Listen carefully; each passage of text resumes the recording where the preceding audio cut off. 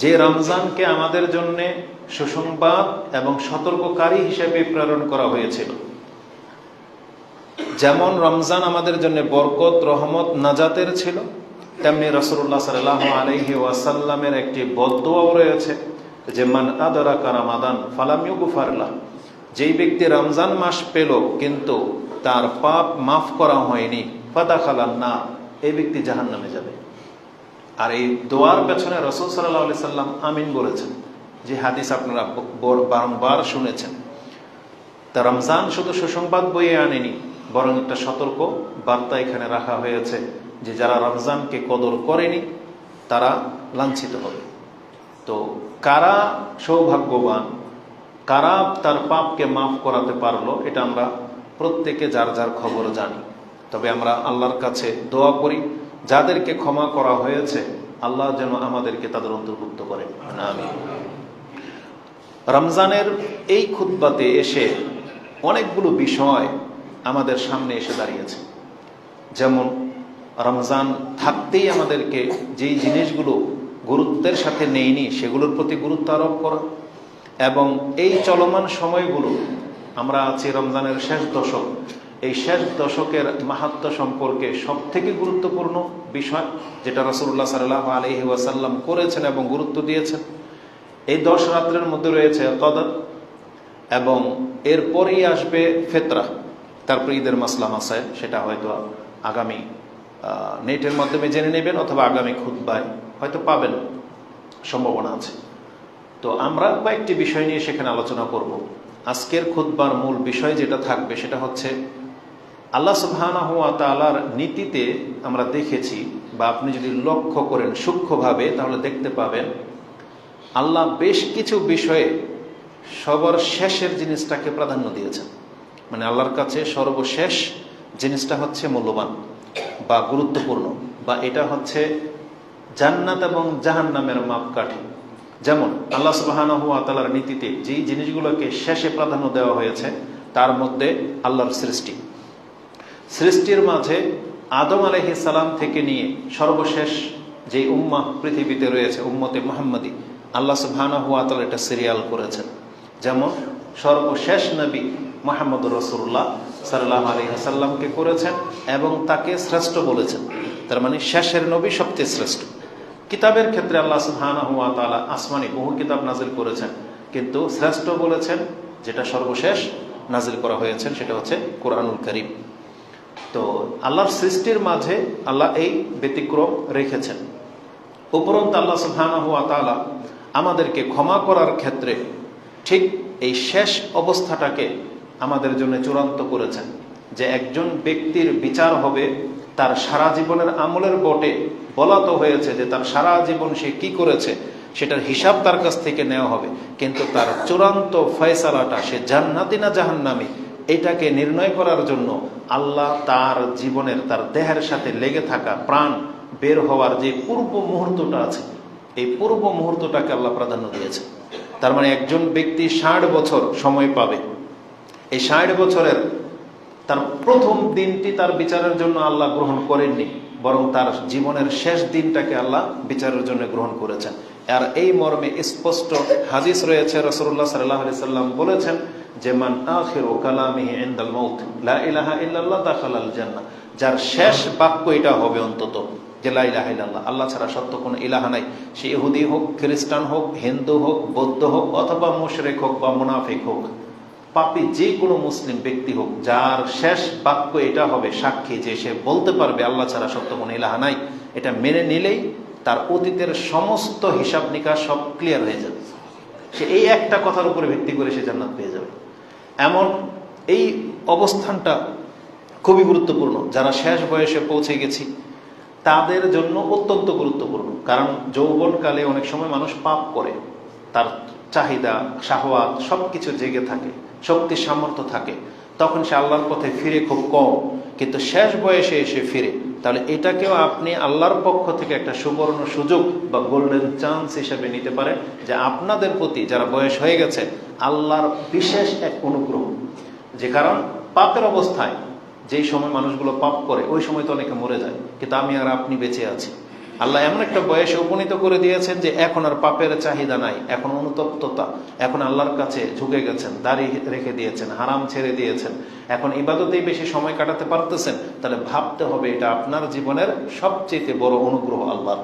কারণ এইটার উপরে বিচার করে আপনার অতীতের পাপগুলোকে মাফ করে দেওয়া হবে। কারণ রাসূলুল্লাহ সাল্লাল্লাহু আলাইহি সাল্লাম বলেছেন, ইন্নামাল আমালু বিল খাওয়াতিম, মানুষের শেষ জীবনের কর্মটাই হলো তার ধার্তব্য।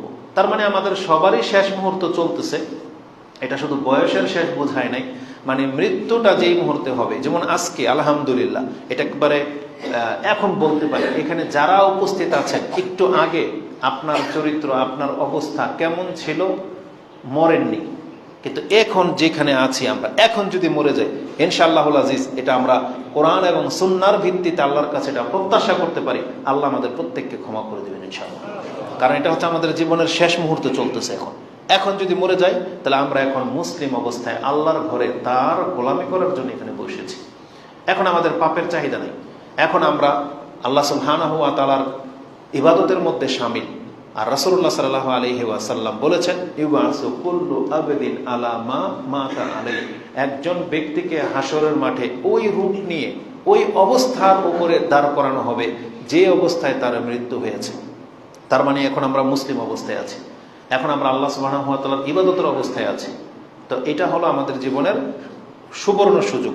তো এইভাবে আমাদের যত দিন কাটবে, যত মুহূর্ত কাটবে, যেই মুহূর্তগুলোতে আমরা ইবাদতে থাকবো বা ভালো কাজে থাকবো, আর তারপরে যদি আমাদের মৃত্যু আসে, তাহলে এটাই হবে আমাদের জীবনের সবচেয়ে বড় সাফল্য।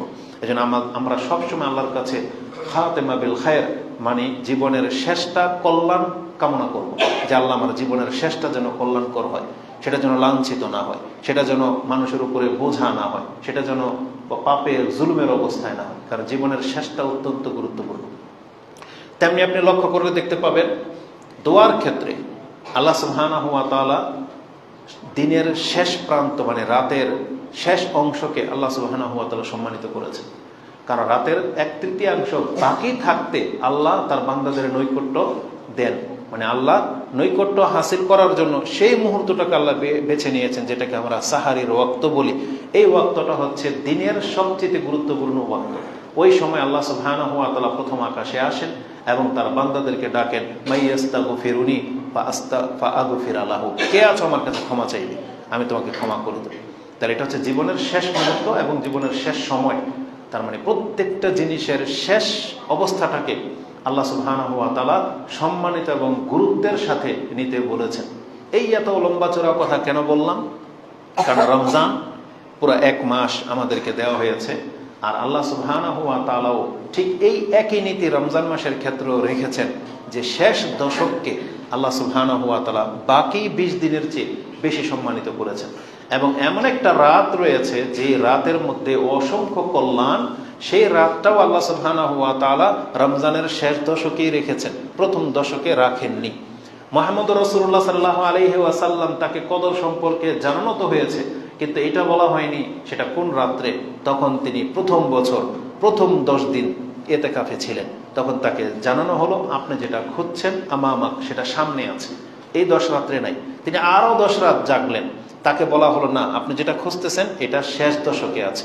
তখন রাসূল সাল্লাল্লাহু আলাইহি ওয়াসাল্লাম বলেছেন, তাহাররাউ লাইলাতুল কদর আশরিল আওয়াখির মিন রমাদান, রমজানের শেষ দশকে গিয়ে তোমরা কদর খুঁজবে।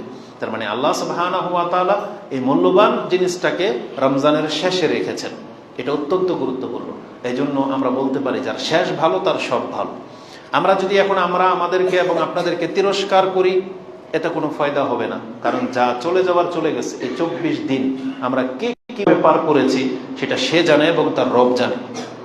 নিঃসন্দেহে আমরা কাফের, নিঃসন্দেহে আমরা জালেম, নিঃসন্দেহে আমরা অজ্ঞ, যেমনটা আল্লাহ বলেছেন ইন্নাহু কানা যালুমান জাহুলা, নিশ্চয়ই মানুষ হচ্ছে অজ্ঞ এবং জালেম। হ্যাঁ, আমরা অজ্ঞ, কারণ আমাদেরকে এত মূল্যবান দামি জিনিস দেওয়া হয়েছে, কিন্তু আমরা এগুলোকে কদর করতে শিখি নাই। আর আমরা জালেম, মানে আমরা জেনে বুঝে আল্লাহ সুবহানাহু ওয়া তাআলার নাফরমানিতে লিপ্ত বা নাফরমানি করে থাকি, এটা আমাদের অজ্ঞতা। তো এই জন্য আমরা তিরস্কার করবো না।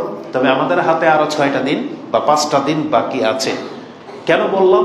যে আমাদের জীবনের যে কোনো সময়টা টার্নিং পয়েন্ট আসতে পারে। তাহলে হতে পারে এই 6 দিন, এই 6 দিনের কোনো একদিন, যদি আপনার জীবনে আমার জীবনের একটা টার্নিং পয়েন্ট চলে আসে, এটাকে যদি আমরা কাজে লাগাতে পারি, তাহলে আল্লাহ সুবহানাহু ওয়া তাআলার সেই নীতিতে আমরা পড়ে যাব যে আমাদের 24 দিন গাফিলতিতে কেটেছে, কিন্তু এই কয়েকটা দিনকে কাজে লাগানোর কারণে পুরো রমজান মাসের কল্যাণ আমরা হাসিল করে ফেলতে পারি। কারণ রাসূলুল্লাহ সাল্লাল্লাহু আলাইহি সাল্লাম ওই 10 দিন ভাগ করে দেয়নি, বরং রাসূল বলেছেন মানে আদারাকা রমাদান, মানে রমজানের শেষ দিনও যদি কোনো ব্যক্তি পেয়ে যায় আর এটাও যদি তার নাজাতের জন্য কাজে লাগিয়ে ফেলে, তাহলে এই ব্যক্তি কামিয়াব।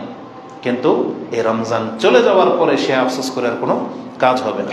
তো আমাদের রমজানকে কিভাবে কাটিয়েছি সেটা আমরা প্রত্যেকেই জানি। তবে আল্লাহর কাছে আমরা দোয়া করি, আল্লাহ আমরা যে সৎ কাজগুলো করেছি আল্লাহ তুমি তা কবুল করো, আল্লাহ আমাদের পাপগুলোকে তুমি মাফ করো, এবং আমাদেরকে বাকি কয়টা দিন আল্লাহ তোমার বন্দেগীতে কাটানোর তৌফিক দান করো। তাহলে রমজানের গুরুত্বপূর্ণ আলোচনার মধ্যে সব থেকে গুরুত্বপূর্ণ বিষয় হচ্ছে এই 10 দিন, রমজানের শেষ 10 রাত 10 দিন। কারণ এই 10 দিনকে রাসূলুল্লাহ সাল্লাল্লাহু আলাইহি ওয়াসাল্লাম এবং সাহাবায়ে কেরাম এত গুরুত্বের সাথে নিয়েছেন। তাদের চরিত্র থেকে যেটা জানা যায় যে মুহাম্মদুর রাসূলুল্লাহ সাল্লাল্লাহু আলাইহি ওয়াসাল্লাম তিনি বলেছেন, লা রুহবানিয়াতা ফিল ইসলাম, ইসলামে বৈরাগ্যতার কোনো স্থান নাই। তার মানে কেউ সংসার, কাজকাম, কথাবার্তা ছেড়ে দেবে, তারপরে এইভাবে সে জঙ্গলে বা একা ঘরে পড়ে থাকবে, ইবাদত মানে কাটাবে, এই স্থান ইসলামে রাখা হয় নাই। এবং তিনি তার ব্যক্তি জীবনে কোনোদিন এমন হয় নাই যে সারা রাত জেগে আছেন, এটা রাসূল সাল্লাল্লাহু আলাইহি ওয়াসাল্লামের সুন্নাহ না। তারপরে তিনি নফল ইবাদতের ক্ষেত্রে তার স্ত্রীদেরকে কোনোদিন প্রেসার দিতেন না, তিনি নিজে নফল পড়তেন কিন্তু স্ত্রীদেরকে তিনি জাগাতেন না, বাধ্য করতেন না নফল পড়তে। কিন্তু সেই রাসূল সাল্লাল্লাহু আলাইহি ওয়াসাল্লাম তিনি এই 10 দিন তার নিয়মের খেলাফ করেছেন। সে 10 দিন তিনি সারা রাত জেগেছিলেন, আহিয়াল লাইলা। তারপরে তার স্ত্রীদেরকে আইকাজা আহালা, তার স্ত্রীদেরকে জাগিয়ে রাখতেন এই 10 দিন। এটা নিয়মের খেলাফ, সারা রাত জেগে থাকায় পরিবারকে জাগানো কেন? অত্যন্ত গুরুত্বের সাথে।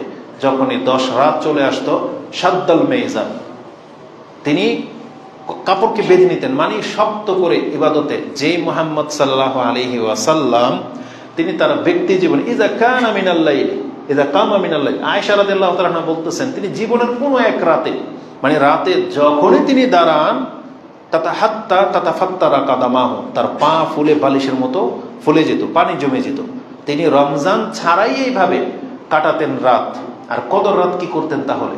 যে সাধারণ রাত্রে কখনো তিনি এমন লম্বা দাঁড়িয়ে থাকতেন আল্লাহর সামনে যে তার পা ফুলে যেত। আর তাহলে 10 রাত রাসূলুল্লাহ সাল্লাল্লাহু আলাইহি সাল্লাম কিভাবে কাটাতেন? তার একটা বর্ণনায় তো রয়েছে যে সাহাবায়ে কেরামরা বলেছেন যে আমাদেরকে নিয়ে রাসূলুল্লাহ সাল্লাল্লাহু আলাইহি সাল্লাম কয়েক রাত সালাত মসজিদে জামাত অবস্থায় আমরা আদায় করেছি। শেষের নামাজটা তিনি সাহাবায়ে কেরামরা বলেছেন আমাদের ভয় লেগে গেল যে আজকে মনে হয় আমরা সাহারি খেতে পারবো না। নামাজে দাঁড়িয়েছে সন্ধ্যা রাতে, তার মানে রাত 9টা 10টা 11টা ওই সময়ে, আর রাসূল সাল্লাল্লাহু আলাইহি সাল্লাম নামাজরত অবস্থায় সাহারি হয়ে গেছে। সাহারি পর্যন্ত তিনি এই নামাজই কন্টিনিউ করেছেন। তাহলে এটা ছিল রাসূলুল্লাহ সাল্লাল্লাহু আলাইহি সাল্লাম রাতের কিয়াম। এইভাবে তিনি এতটা মেহনত করতেন। আবু বকর রাদিয়াল্লাহু তাআলা আনহু সম্পর্কে বলা হয়েছে যে কানা আবু বকর ইউসাল্লি ফিল আশরিনা রমাদান কা সালাতুহু সাইরা সানা। আবু বকর রাদিয়াল্লাহু তাআলা আনহু তিনি 20 রাত পর্যন্ত ওইভাবে রাত জাগতেন, ওইভাবে রাতের ইবাদত করতেন বা কিয়াম করতেন যেভাবে তিনি সারা বছর করেন। সুবহানাল্লাহ। কিন্তু ইজা দাখালাল আশর, কিন্তু 10 দিন যখন চলে আসতো, শেষের 10 দিন, ইজতিহাদা, তিনি কঠোর মেহনত করতেন। তা আবু বকর রাদিয়াল্লাহু তাআলা আনহুর মেহনত কেমন হতে পারে এটা আপনারা মানে অনুধাবন করতে হবে। তো আমাদের সালাতদের সম্পর্কে এই দিক নির্দেশনাগুলো আমাদেরকে দেওয়া হচ্ছে। এই কথাটা বলতে গিয়ে আমাদের সালাতদের আরেকটা কথা মনে পড়ে গেল, খুবই মারাত্মক বা খুবই হৃদয়ে স্পর্শকাতর কথা।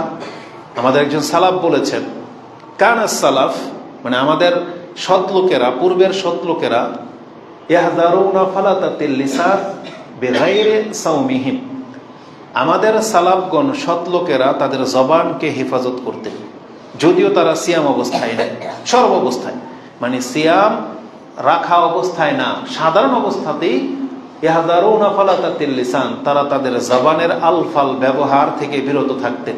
ফাকাইফা বিহিম ইযা সামু, তাহলে আমাদের সেই সৎ লোকদের জীবন কেমন হতো যখন তারা সিয়াম রেখে নিত।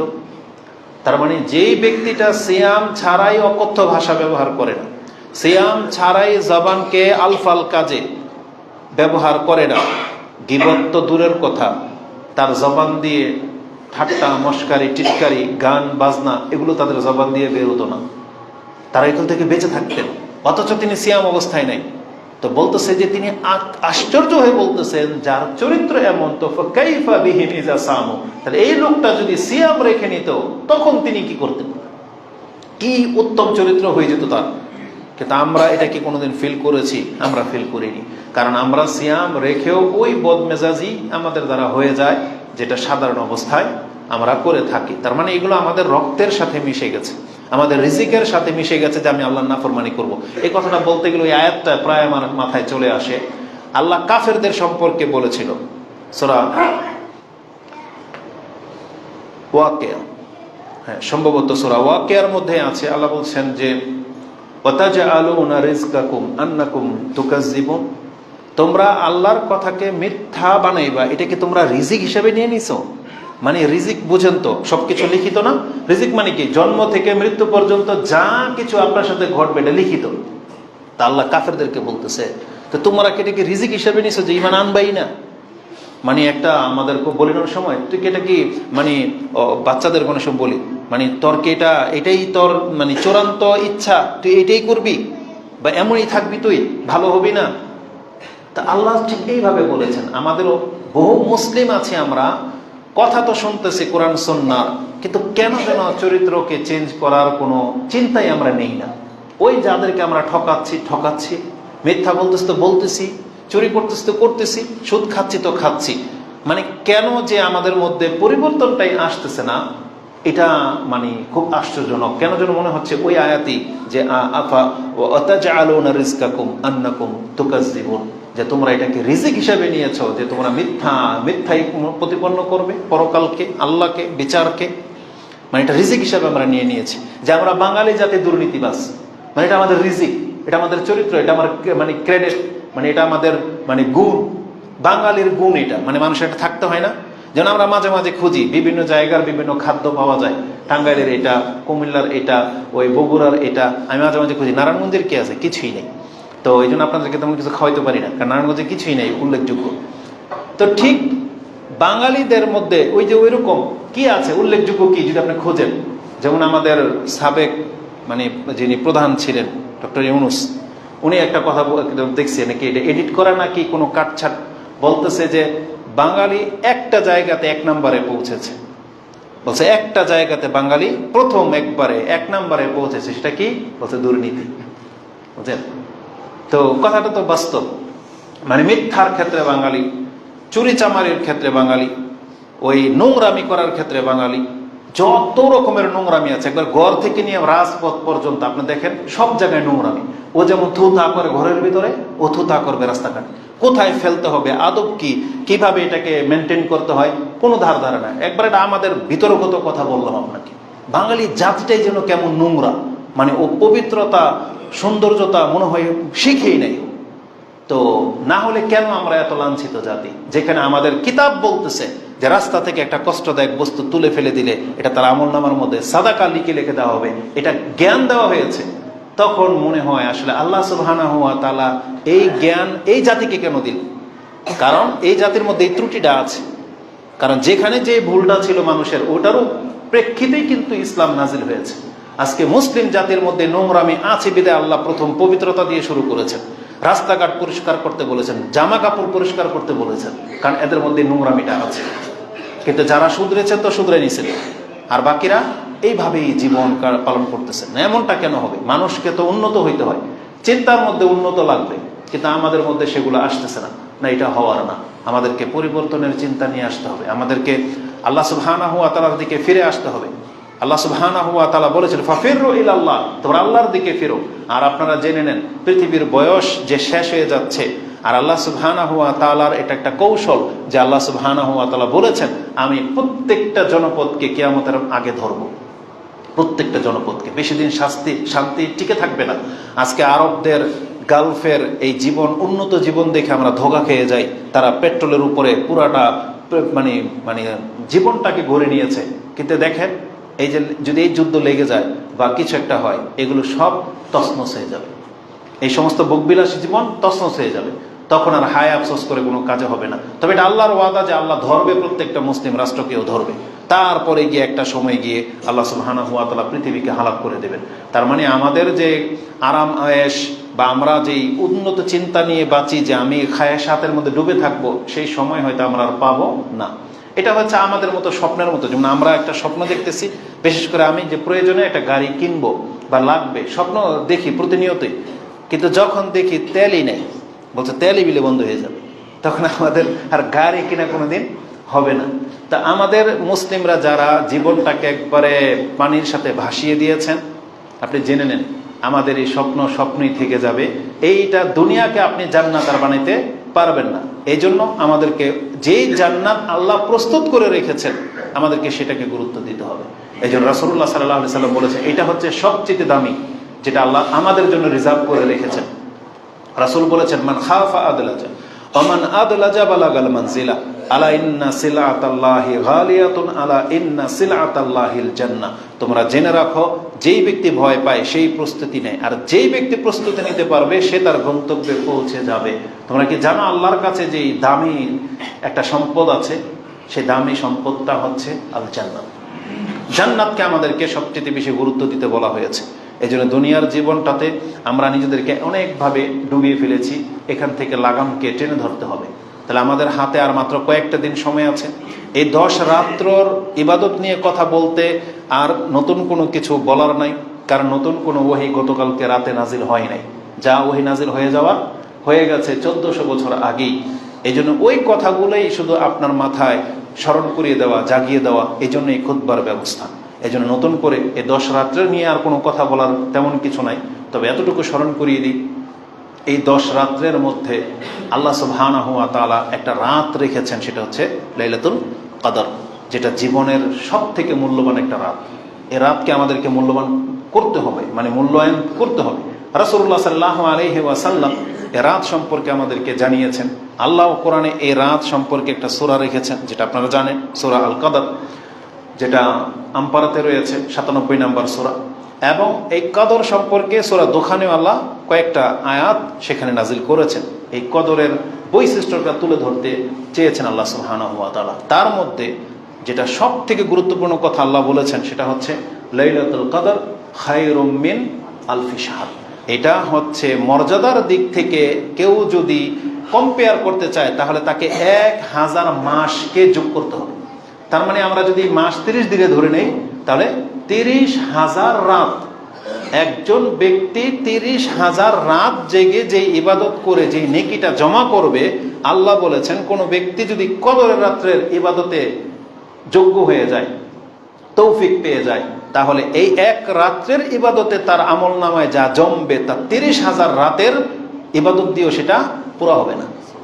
এই এক রাত্রের ইবাদতে যতটুকু আপনি পাবেন, এটাই আল্লাহ বলেছেন খায়রুম মিন আলফি শাহর, মানে 1000 মাস থেকে উত্তম হচ্ছে একটা রাত, যেটা হচ্ছে লাইলাতুল কদর। রাসূলুল্লাহ সাল্লাল্লাহু আলাইহি ওয়াসাল্লাম তিনি বলেছেন যে এই রাত্রের গুরুত্বপূর্ণ যেটা সবচেয়ে কঠিন মেসেজ, যে রাসূল বলেছেন লাইলাতুল কদর খায়রুম মিন আলফি শাহর মান হুরিমাহা, যেই ব্যক্তি এই কদর থেকে মাহরুম হয়ে গেল, ফাকাদে হরিম, সেই ব্যক্তি হলো মূলত মাহরুম, মানে বঞ্চিত। মানে যেই ব্যক্তি কদরের রাত জাগা থেকে বঞ্চিত হয়ে গেল, সেই মূলত আসল কল্যাণ থেকে বঞ্চিত হয়ে গেল। এবং রাসূল বলেছেন ওয়ালা ইয়াহরুমু কুল্লাল মাহরুম, একমাত্র বঞ্চিতরা ছাড়া এ রাত থেকে কেউ মাহরুম হবে না। তার মানে নিজেকে আমরা যেন বঞ্চিত না করি, আমরা যেন মাহরুম না করি, আমরা যেন নিজেদেরকে অপারগ না করি, এজন্য আমাদেরকে সতর্ক করা হয়েছে। মুহাম্মদুর রাসূলুল্লাহ সাল্লাল্লাহু আলাইহি ওয়াসাল্লামের সুন্নাহকে যদি আপনি ফলো করেন, তাহলে দেখেন তিনি এই কদরকে হাসিল করার জন্য কি করেছেন, যাতে তারা ছুটে না যায়। অথচ তিনি আল্লাহর রাসূল, তিনি খোঁজার জন্য প্রথমে যেই বছরে কদরের ঘোষণা হয়েছে, সেই বছর তিনি প্রথম 10 রাত জেগেছেন, প্রত্যাশা করেছেন।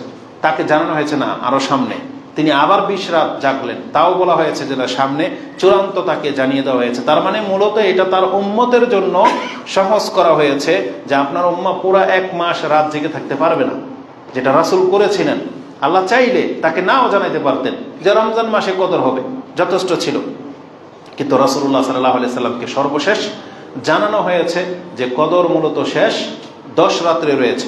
আয়েশা রাদিয়াল্লাহু তাআলা তিনি বলেন,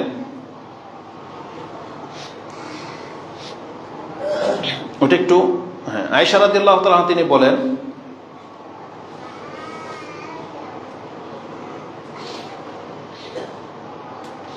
كان رسول صلى الله عليه وسلم يجاور في الأشهر الأواخر من رمضان ويقول تحروا ليلة القدر في الأشهر الأواخر من رمضان। রাসূলুল্লাহ সাল্লাল্লাহু আলাইহি ওয়াসাল্লাম তিনি কদরের জন্য শেষ 10 রাতকে বেছে নিয়েছিলেন এবং বলেছেন তোমরাও রমজানের শেষ দশকে কদর তালাশ করো। এটা রাসূলুল্লাহ সাল্লাল্লাহু আলাইহি সাল্লাম থেকে আমাদের জন্য সহজ করা হয়েছে। এই কদর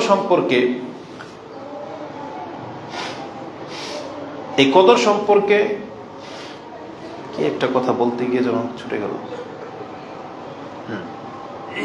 তো এই কদর সম্পর্কে কোরআনের এই একটা কথা আপনি সবচেয়ে গুরুত্বের সাথে নেন যে আল্লাহ সুবহানাহু ওয়া তাআলা বলেছেন খায়রুম মিন আলফি শাহর, এবং আল্লাহ আরেকটা কথা বলেছেন যে ফিহা ইউফরাকু কুল্লু আমরিন হাকিম। এটা গত কার একটা মেসেজের মধ্যে দেখেছিলাম, কথাটা এত চমৎকার লেগেছে। যদিও আগেও এই আয়াত জানতাম বা শুনেছি, যেটা সূরা দোখানের 3-4 নম্বর আয়াতে পেয়ে যাবেন যে আল্লাহ বলেছেন এই কদরের রাত্রে গুরুত্বপূর্ণ বিষয়গুলোকে স্থির করা হয় বা গুরুত্বপূর্ণ বিষয়গুলোকে চূড়ান্ত করা হয় বা সিদ্ধান্ত নেওয়া হয়। কাদের জন্য? আমাদের জন্য, এই পৃথিবীবাসীর জন্য। যে পৃথিবীতে আগামী বছরে কি হতে যাচ্ছে এটা আল্লাহ সুবহানাহু ওয়া তাআলা ফেরেশতাদেরকে জানান বা স্থির সিদ্ধান্তটা করে দেন, সেটা হচ্ছে এই কদরের রাতে। তার মানে আমরা যারা এখন অপারগ, অসুস্থ, ফিতনায় আছি, ঋণগ্রস্ত, কোনো কিছুর প্রয়োজন, তাহলে আগামী 1 বছরে সিদ্ধান্তটা আপনি আল্লাহর কাছ থেকে এখন চেয়ে নেন।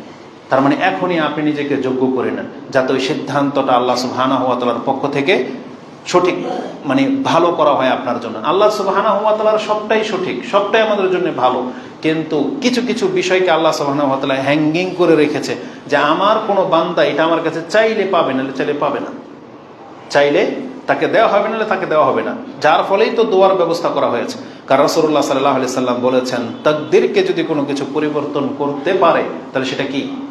দোয়া। দোয়া মানুষের তকদিরকে ঘুরাই ফেলতে পারে। তার মানে আল্লাহ ওই ব্যবস্থা করে রেখেছে তোমার জীবনে এমনটাই কাটবে, যদি আমার জন্য আমার কাছে দোয়া করো তাহলে আমি এখান থেকে তুলে তোমাকে এখানে নিয়ে আসবো। এটা আল্লাহ ওই তকদিরেও লিখে রেখেছেন। এই জন্য দোয়াটাকে তাকদিরের মাপকাঠি বানান, যে আপনি যেন আপনার হাতে আল্লাহ কলম ধরিয়ে দিয়েছে যে তুমি তোমার তকদির লিখো। তুমি ভালো হইতে চাও, সুস্থ হইতে চাও, সন্তান চাও, না কি করবা তুমি লিখো। তার মানে এটা আপনি আল্লাহর কাছে অ্যাপ্লাই করতেছেন। আল্লাহ ঠিক ওইটাই যেটা আপনার জন্য আমার জন্য কল্যাণকর হবে সেটাই করবে। কিন্তু অনেকগুলো এই দোয়ার মধ্যে আল্লাহ সুবহানাহু ওয়া তাআলা মুআল্লাক করে রেখে দিয়েছেন যে চাইলেই তুমি পাবে না, চাইলে তুমি পাবে না। এই জন্য আল্লাহ সুবহানাহু ওয়া তাআলা ক্ষমার ক্ষেত্রে বিশেষ করে ঠিক এই বাক্যটাই ব্যবহার করেছেন, সুম্মা ইস্তাগফিরিল্লাহ। পাপ হয়ে গেছে, জুলুম হয়ে গেছে, তারপরে যেই ব্যক্তি ক্ষমা চাইবে, ইস্তেগফার এটা হলো তলব করার ক্ষেত্রে চিন্তা অতিরিক্ত যোগ করা হয়েছে। এটা হচ্ছে যেমন ইস্তিসকা, ইস্তিসনা, তারপরে যে ইস্তিগফার, এটা হচ্ছে ক্ষমা চাওয়া। আল্লাহ বলছেন যে চাইবে সে ক্ষমা পাবে, যে চাইবে না সে ক্ষমা পাবে না। কারণ একজন ব্যক্তির সম্পর্কে বলা হয়েছে ইবনে জুদআন, আমরা বহুবার সে হাদিস বলেছি যে সেই ব্যক্তি ভালো ভালো কাজ করত, আত্মীয়তার সম্পর্ক রক্ষা করত, খাওয়াতো, তখন বলছে হাল যাকা নাফিউহু কালালা। রাসূল বলছেন না, তার কোনো উপকারে আসবে না কিয়ামতের মাঠে ভালো কাজ। কেন? ইন্নাহু লাম ইয়াকুল ইয়াওমান, সে কোনো একদিনও আল্লাহকে কথা বলে নাই যে রাব্বি গফিরলি খাতিআতি ইয়াউমাদ্দিন, আল্লাহ তুমি বিচারের দিন আমাকে মাফ করে দিও। একদিনও সে বলেনি। আর তার হুকুম আল্লাহ রাসূলকে জানিয়ে দিয়েছেন। ইমাম মুসলিম এই হাদিসকে ঈমানের অধ্যায়ে এনেছেন যে সেই ব্যক্তি জীবনে একবারও আল্লাহকে কথা বলে নাই যে আল্লাহ তুমি আমাকে বিচারের দিন মাফ করে দিও। তার মানে এই ব্যক্তি ক্ষমা পাবে না, কারণ সে আল্লাহর কাছে ক্ষমা চাই নেই। এই জন্য আমাদেরকে ক্ষমা চাইতে হবে। তো আল্লাহ সুবহানাহু ওয়া তাআলা তিনি এই কদরের রাতের মধ্যে একটা জিনিস রেখেছেন, সেটা হচ্ছে এই রাতে আল্লাহ সুবহানাহু ওয়া তাআলার কিছু চূড়ান্ত বিষয় সিদ্ধান্তের কথা জানিয়েছেন। তাহলে আমাদের জীবনের সিদ্ধান্তগুলো আল্লাহর কাছে ভালো কিছু চাইতে হবে।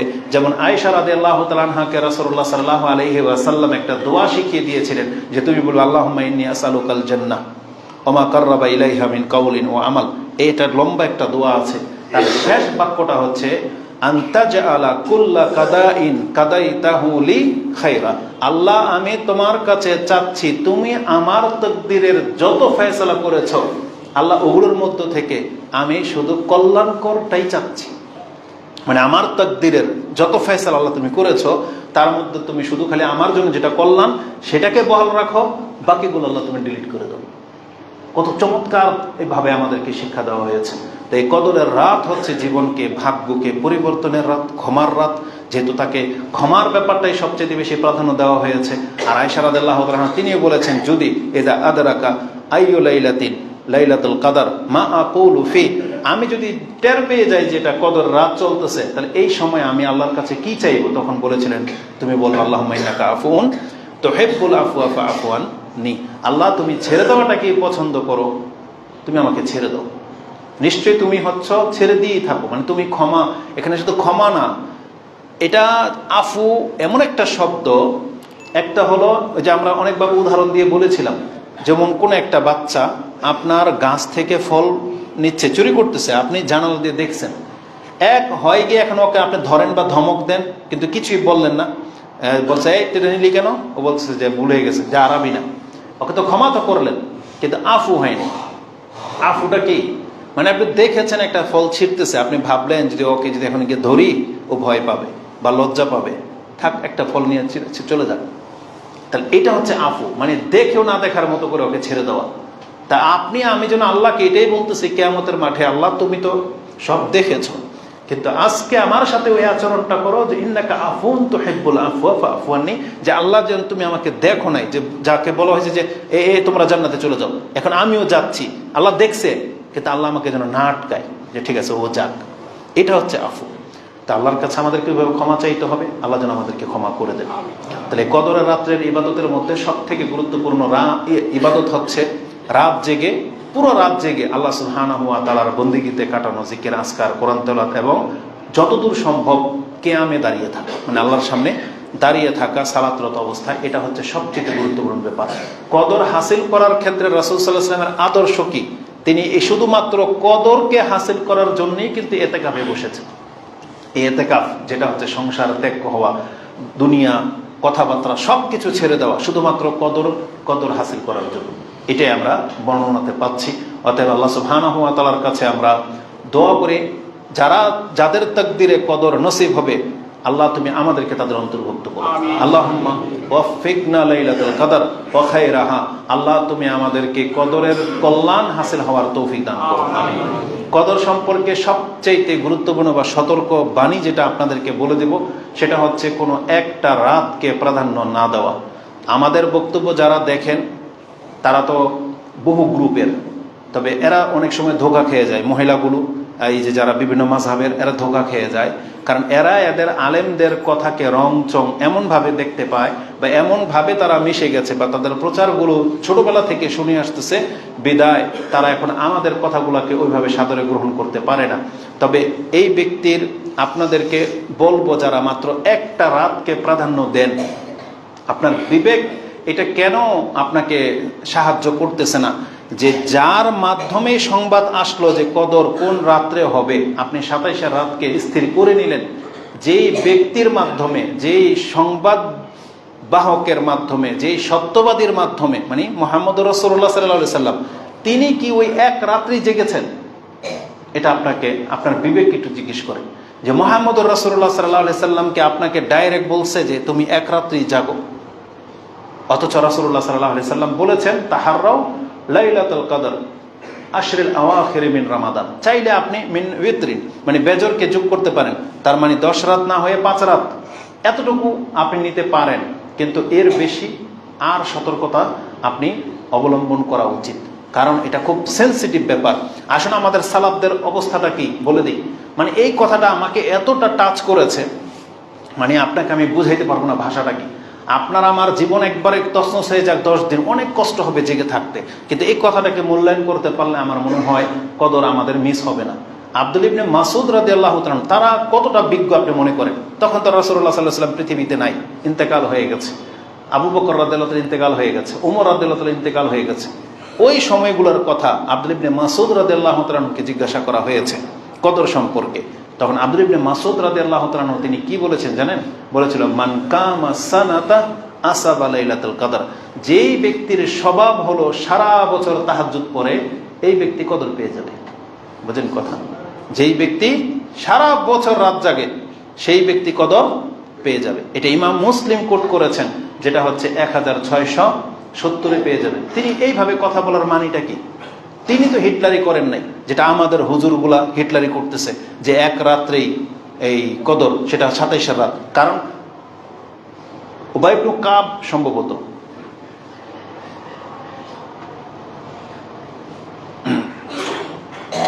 উবাই ইবনে কাব হবে, উকবা ইবনে আমের, অথবা উকবা ইবনে আমের অথবা উবাই ইবনে কাব। তাকে জিজ্ঞাসা করা হয়েছে, আপনার ভাই আব্দুল ইবনে মাসউদ তো বলতেছে এইভাবে। তখন তিনি বলছেন, রাহমাহুল্লাহ, আল্লাহ তার উপর রহম করুক, ইউরিদু বা উরিদা, সে ইচ্ছা করেছে এটা যে আল্লাহ ইয়াত্তাকিলান নাস, মানুষ যাতে কোনো এক রাতকে ভরসা করে বসে না থাকে, এটা ছিল তার উদ্দেশ্য এইভাবে কথা বলার। যদিও তিনি জানেন যে কদর কবে, তার মানে কদর রমজানের শেষ দশকেই কদর, কিন্তু তিনি কোনোদিন এইভাবে ছাড় দিয়ে কথা বলেন নাই যে তোমরা মানে শেষ 10 রাত্রে কদর পেয়ে যাবে। আমার মনে হয় মুহাম্মদুর রাসূলুল্লাহ সাল্লাল্লাহু আলাইহি ওয়াসাল্লামের চাইতে সহজ তথ্য আর কেউ দিতে পারবে না আপনাকে। আর মুহাম্মদ সাল্লাল্লাহু আলাইহি ওয়াসাল্লামের সহজ তথ্যটা কি? যে ব্যক্তি কল্যাণ চায় সে শেষ 10 রাত জাগুক। এটাই হচ্ছে মুহাম্মদ সাল্লাল্লাহু আলাইহি ওয়াসাল্লামের সবচেয়ে সহজ, কারণ তিনি নিজের জীবনে এটাই গ্রহণ করেছেন। আয়েশা রাদিয়াল্লাহু তাআলা আনহা থেকে একটা বিষয়, শুধু আপনি ভাববেন না যে মুহাম্মদ সাল্লাল্লাহু আলাইহি ওয়াসাল্লাম তিনি হয়তো সক্ষম বিদায় বেশি নেকি তার গুরুত্ব ছিল এই জন্য 10 রাত জাগতেন না। রাসূল সাল্লাল্লাহু আলাইহি ওয়াসাল্লামের সুন্নাতের একটা নীতি আপনি শুনে রাখেন, আল্লাহ যদি তার কাছে 2টা জিনিস পেশ করে, জায়েজ, যে তুমি চাইলে আমার কাছ থেকে এখন 10 রাত নিতে পারো, তুমি চাইলে আমার কাছ থেকে 5 রাত নিতে পারো, তুমি চাইলে আমার কাছ থেকে 1 রাত নিতে পারো। তাহলে মুহাম্মদুর রাসূলুল্লাহ সাল্লাল্লাহু আলাইহি ওয়াসাল্লাম আমাদের মতো পণ্ডিতি করতেন না যে না তাহলে আল্লাহ বেশি খুশি হবেন 10 রাত্রেই নিতেন না। কারণ আয়েশা রাদিয়াল্লাহু তাআলা তিনি বলেছেন, যখনই কোনো জায়েজ ক্ষেত্রে মুহাম্মদ সাল্লাল্লাহু আলাইহি সাল্লামকে অপশন দেওয়া হয়েছে, রাসূলুল্লাহ সাল্লাল্লাহু আলাইহি সাল্লাম আইসারা মিনহু, তার মধ্য থেকে যেটা সবচেয়ে সহজ রাসূল সাল্লাল্লাহু সেটা গ্রহণ করেছেন, সবচেয়ে সহজ। তার মানে যদি রাসূল সাল্লাল্লাহু অপশন থাকতো যে হ্যাঁ শুধু বেজর রাত্রগুলোতে জেগে থাকলেই আমি কদর পেয়ে যাব, তার রাসূল সাল্লাল্লাহু সেটাই গ্রহণ করতেন। যদিও তিনি তার উম্মতের জন্য বলে গেছেন যে তোমরা অন্তত পক্ষে বেজর রাত্রগুলো মিস করো না, কিন্তু এটা অত্যন্ত সহজ ভাষায় বলা হয়েছে। আর কল্যাণকর হচ্ছে আপনি 10 রাত মুহাম্মদ সাল্লাল্লাহু আলাইহি সাল্লামের আদর্শটাকে নিয়ে নেওয়া, এই জন্য কোনো একটা রাতকে প্রাধান্য না দেয়া, এটা আমাদের জন্য কল্যাণকর হবে। এবার আসুন, কদরের রাত আমরা পার করলাম, তারপরে আসবে আমাদের জন্য এতেকাফ। এতেকাফ তো যারা বসে গেছেন তো বসে গেছেন, এতেকাফ নিয়ে আমি লম্বা চড়া কোনো কথা বলবো না, শুধু 3টা কথা যে ভুলগুলো মানুষ বেশি করে। আমাদের কাছে তথ্য আসলো কেউ নাকি আবার এতেকাফের জন্য আলাদা পোশাক বানায়, কোনো মহিলার এরকম আছে আলাদা পোশাক পরে সে এতেকাফ করে ওই ইহরামের মতো, এগুলো হচ্ছে গুমরাহি। এতেকাফের জন্য আলাদা কোনো পোশাক নাই, এতেকাফের জন্য ওই যে মানে আলাদা করে সবকিছু হইতে হবে না, বিষয়টা এরকম না। আপনি আপনার স্বাভাবিক জীবনযাপন যা, সেটা শুধু আল্লাহর জন্য খাস করে মসজিদে অবস্থান করা, এটা হচ্ছে এতেকাফ। এতেকাফের জন্য মসজিদ শর্ত, মসজিদ ছাড়া এতেকাফ হবে না। আর এটাই সঠিক আমাদের ওলামাদের থেকে আমরা যেটা পাচ্ছি, কারণ দলিল হলো আল্লাহ বলেছেন ওয়ালা তুবাশিরুহুন্না ওয়া আনতুম আকিফুনা ফিল মাসাজিদ। আল্লাহ ওই ফিল মাসাজিদ শব্দটাকে যুক্ত করে দিয়েছেন। আল্লাহ যদি এটা যুক্ত না করতেন তাহলে এতেকাফ যথেষ্ট ছিল। আল্লাহ যদি বলতেন ওয়ালা তুবাশিরুহুন্না ওয়া আনতুম আকিফুন, তোমরা যখন এতেকাফে থাকবে তখন স্ত্রীদের কাছে যেও না, কিন্তু আল্লাহ ওখানে আবার উল্লেখ করে দিয়েছেন ফিল মাসাজিদ, মসজিদে এতেকাফ হইতে হবে, সেটা পুরুষ হোক অথবা মহিলা হোক। আর আমরা যেটা দেখতে পাচ্ছি রাসূলুল্লাহ সাল্লাল্লাহু আলাইহি ওয়াসাল্লামের স্ত্রীগণ এতেকাফ করতেন, তার জীবদ্দশায় করেছেন এবং তার ইন্তেকালের পরেও করেছেন। কোন মাযহাবী এটা প্রমাণ করতে পারবে না যে সাহাবায়ে কেরামের কোন মহিলা ঘরে এতেকাফ করেছে, প্রমাণ করতে পারবে না। অথচ রাসূলুল্লাহ সাল্লাল্লাহু আলাইহি সাল্লামের হুজরা আয়েশা রাদিয়াল্লাহু তাআলার ঘর আর মসজিদ মাত্র একটা দেয়াল। কয়টা দেয়াল? মাত্র একটা দেয়াল। মানে এটা তো ছিল কিবলা, আয়েশা রাদিয়াল্লাহু আনহার ঘরটা ছিল ডান দিকে, এইদিকে রাসূল সাল্লাল্লাহু আলাইহি ওয়াসাল্লাম এখান থেকে এসে মিম্বরে দাঁড়াতেন। তাহলে এই দেয়ালটার পরেই ছিল রাসূল সাল্লাল্লাহু আলাইহি ওয়াসাল্লামের ঘর, আয়েশা রাদিয়াল্লাহু আনহার ঘর, যেটাকে মসজিদ এখন বর্তমানে মসজিদের ভিতরে পড়ে গেছে। তাহলে এখানেও তো রাসূল সাল্লাল্লাহু আলাইহি ওয়াসাল্লাম চাইলে বলতে পারতেন যে আয়েশা তুমি তো মসজিদের লগেই আছো, মসজিদে ইতিকাফ করার কি দরকার। যায়নাব রাদিয়াল্লাহু আনহার ঘর ছিল, রোকায়া, তারপরে ছিল উম্মে সালামা, সবার ঘরগুলো সিরিয়াল ভাই মসজিদের খুব কাছেই লেগুনো ছিল। এমনও কি রাসূল সাল্লাল্লাহু আলাইহি ওয়াসাল্লামের কোনো কোনো ঘর মিম্বর থেকে আওয়াজ কিচেন রুম পর্যন্ত চলে যেত। এক মহিলা আছে না যেটা সূরা কফ মুখস্থ করেছে কিচেন রুম থেকে, বলতেছে আমি মাতবাখ থেকে, পাক ঘর থেকে, রাসূল সাল্লাল্লাহু আলাইহি ওয়াসাল্লামের মুখ থেকে, মিম্বর থেকে তিনি প্রত্যেক জুমায় সূরা কফ তেলাওয়াত করতেন, ওটা শুনে শুনে মুখস্থ করে ফেলেছে। বুঝেন একটা মহিলা তাহলে কতটুকু নিকটে ছিল।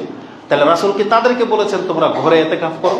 না, বরং রাসূলুল্লাহ সাল্লাল্লাহু আলাইহি সাল্লাম কোন এক বছর এসে দেখে এগুলো অনেকগুলা খেমা মসজিদের ভিতরে, বলছে এত খেমা কার? তা বলছে এটা যায়নাব, এটা উম্মে হাবিবা, এটা হচ্ছে হাফসা। এইভাবে রাসূল সাল্লাল্লাহু আলাইহি ওয়াসাল্লামের একাধিক স্ত্রীর খেমা, রাসূলুল্লাহ সাল্লাল্লাহু আলাইহি ওয়াসাল্লাম খেমাটা টান্দা ছিঁড়ে ফেলেছেন, বলতেছে যে তোমরা কি আল্লাহর তাকওয়ার প্রতিযোগিতায় নামছো নাকি এটাকে হিংসা? মানে যায়নাব এক স্ত্রী বসছে, তাই তোমরা আরেকজন আসছো, তোমরা আরেকজন আসছো।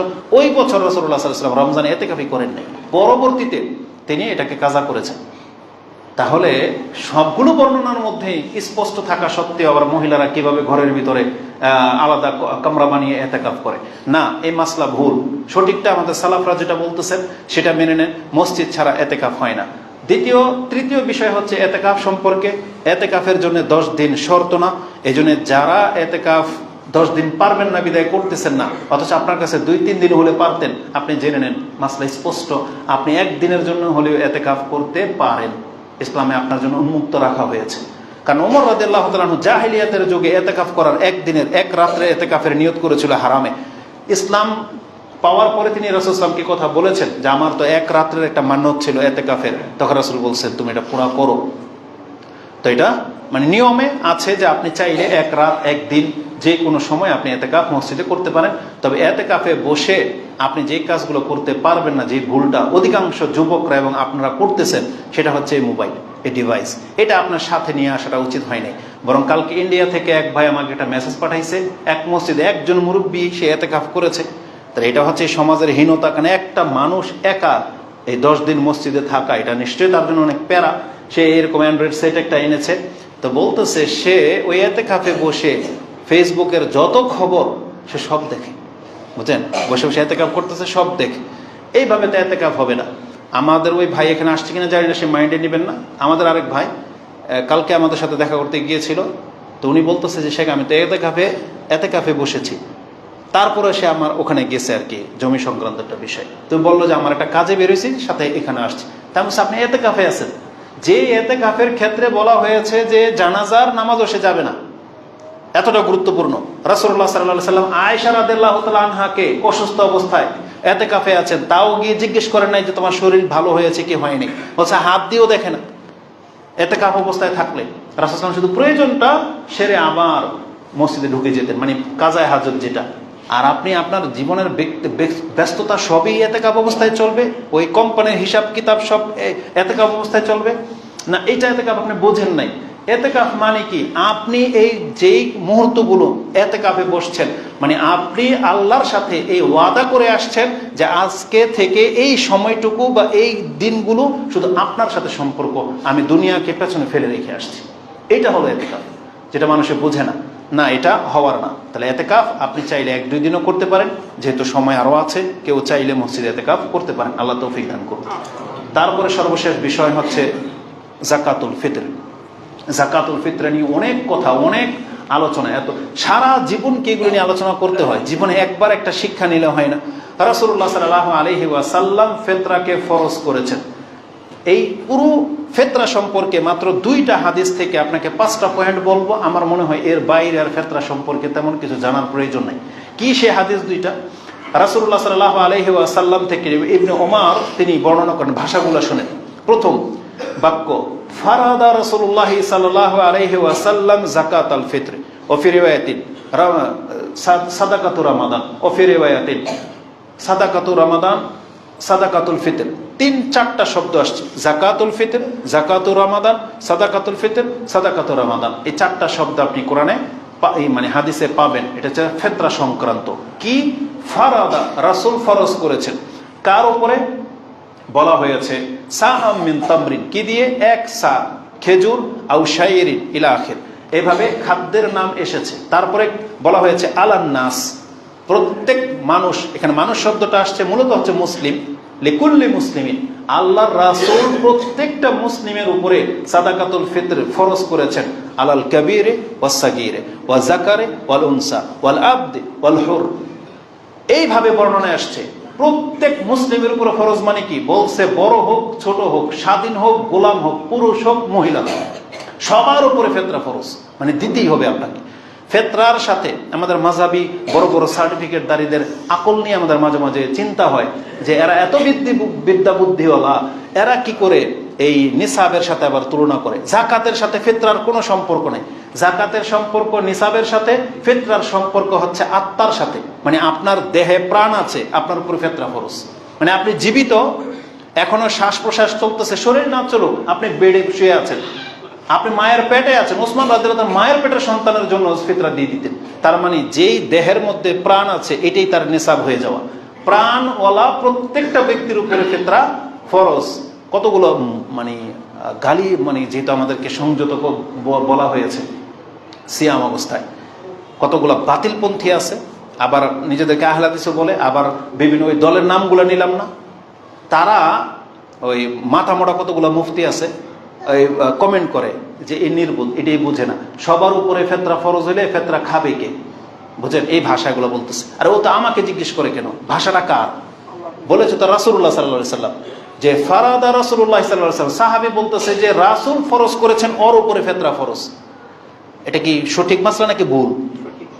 তাহলে ওর উপরে যদি ফরজ হয়, ও দিবে কি না দিবে, ও আমাকে কেন জিজ্ঞেস করে? ও রাসূল কি জিজ্ঞেস করুন যে ওর ফিতরা কিভাবে হবে? রাসূল তো বলেই দিয়েছে, তো ওর ফিতরার বাপ দিবে, গোলামের ফিতরা কে দিবে? ওর মনিব দিবে। স্ত্রীর যদি স্ত্রী ফিতরা স্ত্রী দিবে, না হলে স্ত্রীর স্বামী দিবে, না তার বাপ দিবে। মানে কেউ না কেউ পুরা করবে। এটা তো ইঙ্গিতই করে দেওয়া হয়েছে, যেহেতু আলা সাগীর, ছোটর উপরে ফিতরা ফরজ, তো ওর ফিতরাটা কে দিবে? ওর বাপ দিবে। আর আমি বলবো আমাদের যুবক যুবতীদেরকে বা সমস্ত ভাইদেরকে, যারা 100 টাকায় বার্গার কিনে খায়, যারা মোবাইলে ইন্টারনেট 300-400 টাকার ইন্টারনেট কিনে ফেসবুক চালাইতে পারো, তো তোমার ফিতরা তোমার বাপ কেন দিবে? এটা তো ইবাদত, ইবাদত না? তাহলে যার ফিতরাটা সে দিলে নেকিটা সে পাবে, তোমার ফিতরা তোমার বাপ দিলে নেকি তোমার বাপ নিয়ে গেল। তো তোমরা কি করো? কোন এমন যুবক আছে যে ব্যক্তির কাছে আড়াই থেকে 3 কেজির চাউলের টাকা নাই, 300 টাকা নাই? কোন যুবক আছে এরকম?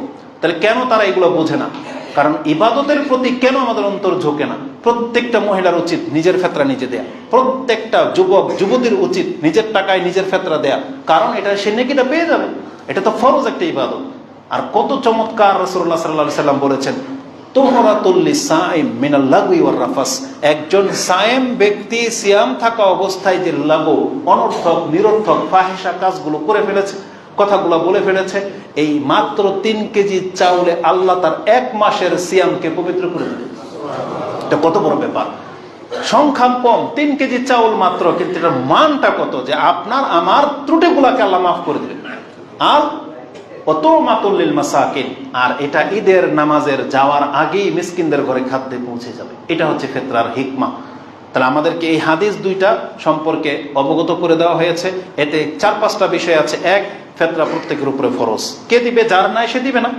যখনই তার কাছে চলে আসবে তার থেকে তাকে দিতে হবে। ঈদের আগে যদি তার কাছে 10 কেজি চাউল চলে আসে, তার উচিত এখান থেকে 3 কেজি চাউল তার চেয়ে আরো নিচের গরিবকে দিয়ে দেওয়া। গরিবের নিচে গরিব নাই, দিয়ে দেওয়া। তারপর সে অন্যের ফিতরা খাক, কোনো সমস্যা নাই, কিন্তু এটা ইবাদত, এটা মাথায় রেখে। আর যার নাই সে অপরক, তার ব্যাপারটা আল্লাহ সুবহানাহু ওয়া তাআলা দেখে নেবে, কিন্তু আপনাকে এটা ফরজ হিসেবে নিতে হবে, যে রাসূল ফরজ করেছেন। কি দিয়ে ফরজ? বলছে 1 সা খাদ্য দিয়ে। 1 সা মানে হচ্ছে একবারে মানে ঊর্ধ্বে 3 কেজি হয়ে যায়, তাহলে আপনি 3 কেজি ধারণ করতে পারেন, আল্লাহ যেটাই দেন। যে কোনো এক প্রকার খাদ্য 3 কেজি। আবার অনেকে এতটা আবার মানে পণ্ডিতি করে, 3 কেজি দিবে, তার দুঃখ বেদনা এমন যে আমরা খামো ঈদের দিন বিরিয়ানি আর পোলাও আর খিচুড়ি, ওই চাউল খাবে গরিব। বলছে চাউল খাবে কি গরিব? তা এটা হচ্ছে তার বিবেক। তাহলে যেই ব্যক্তি, আমাদের কিছু ব্যক্তিদেরকে দেখেছি যারা ওই যে নাস্তাতে পিজা খায়, বুঝছেন, ঈদের দিনও ফুচকা টুচকা পিজা টিজা এগুলো খাবে, ও ফিতরা কি দিয়ে দিবে? পিজা দিয়ে দিবে? মানে আপনার বিবেক কি বলে? মানুষ এইভাবে রং তামসা করার বিষয় তো না, আপনাকে রাসূল ইসলামের ভাষাগুলো বুঝতে হবে।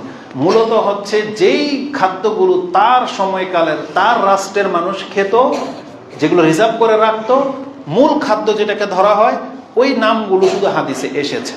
আর বাংলাদেশের খাবার কি হবে, ওই আফ্রিকার জঙ্গলের মূল খাবার কি হবে, ওগুলো কি রাসূল ইসলাম এক এক করে নাম করে উল্লেখ করে যাবে?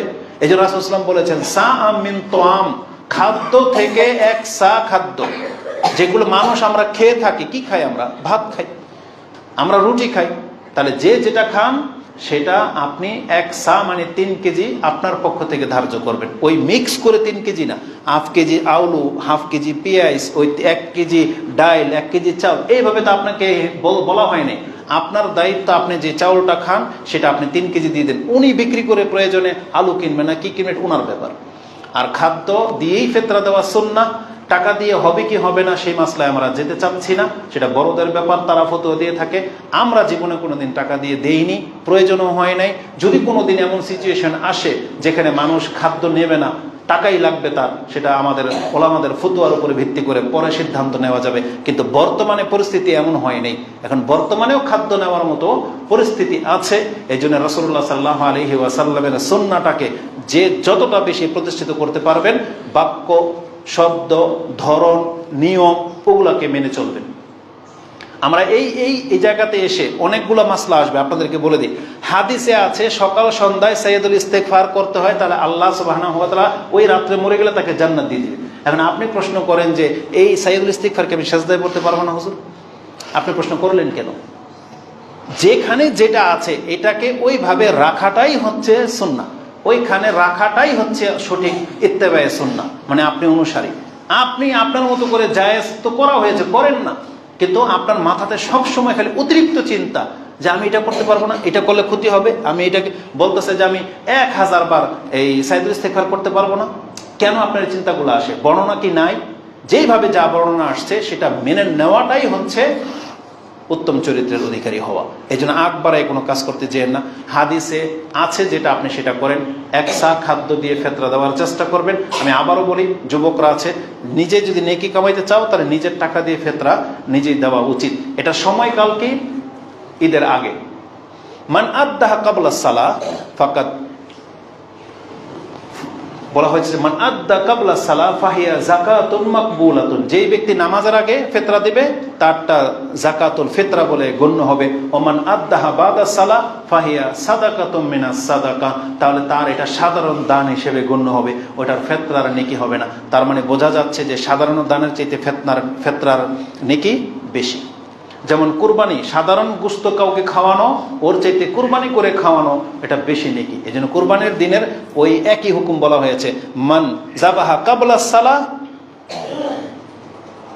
বলা হয়েছে যেই ব্যক্তি কুরবানির আগে কুরবানি করলো, ফাহিয়া না, সেটা হচ্ছে লাহমুন, মানে তার নিজের খাদ্যের গোশত হয়ে গেল। ওমান যাবাহা বাদা সালাহ ফাকাদ তাম্মা নুসুকুহু ওয়া আসাবা সুন্নাতাল মুসলিমিন, এটা আছে যে যেই ব্যক্তি নামাজের পরে কুরবানি করলো সেই ব্যক্তি কুরবানি পূর্ণ করলো এবং সে মুসলিমদের সুন্নাহ অনুযায়ী রইল। ঠিক ফিতরার একই ভাষায় হাদিস এসেছে যে নামাজের আগে দিতে হবে, পরে দিলে নষ্ট হইল না, মানে আপনার একটা সাধারণ দানের নেকি হবে, কিন্তু ফিতরার নেকিটা আপনি আর পেলেন না।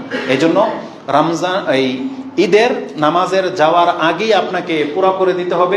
এই ক্ষেত্রে সতর্কতা মূলত, কেউ যদি 1 দিন কি 2 দিন আগে জমা করে দেন এবং কেউ যদি এটা জমা রাখেন, যেমন আজকে এই মসজিদের কমিটি, বিভিন্ন জায়গায় আমরা দেখেছি আহলে অঞ্চলগুলোতে একটা মসজিদে সবার ফিতরা কালেকশন করা হয়, মানে এগুলোকে রিজার্ভ নেওয়া হয় 1 সপ্তাহ আগে থেকেই। এটাও জায়েজ পন্থা, জায়েজ। কেননা ওই যে আয়াতুল কুরসির যে হাদিসে সেখানে ওই বাইতুল মালের মধ্যে জাকাতের মাল রিজার্ভ রাখার কথা আছে, যেখান থেকে শয়তান খেজুর চুরি করেছিল, তখন আয়াতুল কুরসি শিক্ষা দিয়েছিল শয়তান। এই ঘটনাটা ফিতরা কেন্দ্রিকই রয়েছে। তার মানে বোঝা যাচ্ছে যে আপনি চাইলে 2, 3, 4 দিন আগে থেকেই রিজার্ভ করে নিতে পারেন। তবে এই ক্ষেত্রে ওলামাদের একটা ফতোয়া হলো, আপনি যে দায়িত্ব নিলেন আপনার দায়িত্ব ঈদের আগে এগুলোকে প্রচার করে দিবেন। এখন কেউ যদি বলে যে আমি ঈদের পরে আসবো, তো তার নামে পার্সেল রেখে এটাকে আউট, সরাই ফেলে দিন, মানে এটা দেওয়া হয়ে গেছে। এভাবে আপনি করতে পারেন, তবে গরিমসি করবেন না, যেটা অনেক মোরলরা করে থাকে নাকি, তারা ফিতরা কালেকশন করে বন্টন করে ঈদের 1 সপ্তাহ পর। এটা সুন্নাহর খেলাফ, এটা চলবে না, এমনটা করবেন না। এমন দায়িত্বহীনতা থেকে তাহলে আপনি নিজের ফেতরা নিজে আদায় করে দেন, কারো হ্যান্ড ওভার করবেন না। এখন ফেতরা কি একজনকে দিতে হবে নাকি আপনার 3 কেজি চাউল 30 জনকে দিবেন? যেভাবে আপনার খুশি, প্রয়োজন অনুযায়ী। একজনকে যদি সব দিতে হয়, আমাদের ফ্যামিলির 5 জন 15 কেজি চাউল যদি একজনকে দিতে হয়, প্রয়োজন হয় দিয়ে দিবেন একজনকে। যদি মনে হয় যে না অনেক গরিব, 1 কেজি করে দিতে হবে, তাহলে আপনি জমা করে বন্টন করে দিয়ে দিবেন, এগুলো নিয়ে কোনো কথা নাই। তবে এর সাথে অতিরিক্ত যদি আপনি কিছু দিতে চান, ফেতরার মতো করে দেন। আপনার দরদ বেশি যেহেতু, তাহলে আপনি জাকাত থেকে কিছু টাকাও দিয়ে দেন। আর অতিরিক্ত যেহেতু আপনার মন বড়, এই জন্য আপনি পোলাও চাউল, তেল, ঘি, মরিচ যা লাগে ওটা দিতে পারেন, কিন্তু এটা ফেতরা হিসেবে গণ্য হবে না। ফেতরা কোনটা হবে? যেটা আপনার 2.5 বা 3 কেজি চাউল, ওটার সাথে আপনি যা পারেন দেন, গরুর গোশত দেবেন, খাসির গোশত দেন, কোনো আপত্তি নেই, কিন্তু এটাকে ফেতরা বলে আপনি গণ্য করতে পারবেন না, এটা উচিত হবে না। আল্লাহ আমাদেরকে তৌফিক দান করুন। আকুলু লিকাউলি হাযা আস্তাগফিরুল্লাহ লি ওয়া লাকুম ওয়া লিসাইরিল মুসলিমিন ফাস্তাগফিরু ইন্নাহু হুয়াল গফুরুর রহিম।